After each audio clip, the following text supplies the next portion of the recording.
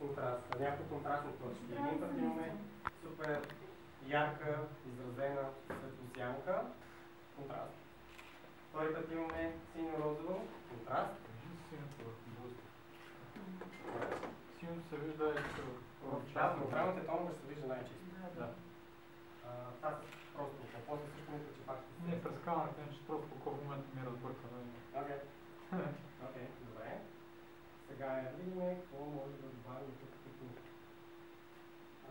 Не ви променим.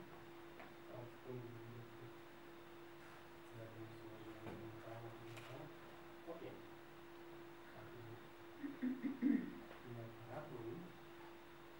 Това, което искам да направя, се чува каква е това комбинация да направя, казах, че искам да вкарам и трети цвят. Точно така. И съответно, добре, червен.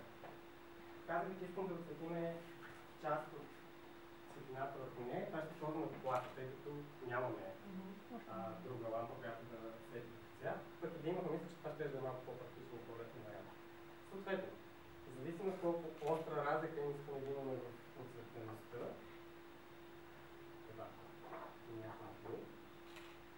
аз това, което исках да направя като ефект, искам да направя още един контраст. И той ще е между ясно изразени линии и неясно дефинирани линии. Иначе казвам, започна да дърпам и тази линия ще започне да се разсея. Виждате ли как вече просто градиент? Горе-долу ето това е. И сега вече зависимост от... Не съм много сигурен за цветовата гама, но реално, за съжаление, това пак е нещо, което ще видим или някой го снима в JPEG и директно да му засили сатурацията в камера или в постпродукция. Ще видим ясните цветове. И да, най-вероятно може да наложи да контролираме кой цвят ще се показва повече. В момента специално червеното фактура просто. Но като цяло това е ярко. Ярко ти трябва да ставиш цвето по тъгъл, все едно да ще спомня това още така. Ярко просто погледно ще става и казвам, това ще става много ли предавно? Окей. По принцип това, което гледам долу.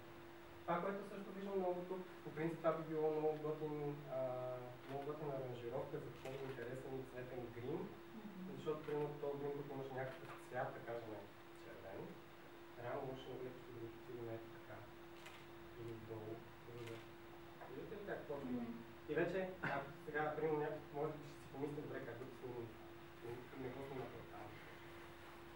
Цялата идея е, че да, наредили сме за фронтално да го гледаме, но нищо не пречи да се подвършим на да видим за фронтално въпрос. Ако искаме фронталното да кажем, искаме да сложим цвета на грима, аз не да правим нещо такова. Както казах, искам да е малко по-преливащо, но сега грима е червен. Не казвам, че се получава хубав кадър. По-скоро тук искам да ви покажа похват, който да ползвате, да. Някой иска да пробва да снима. А това, ако сам това да го направиш, примерно да се нагласиш градиента и да е толкова се 24-70. Една стойка, как да го щитнеш? Сам как да се справи?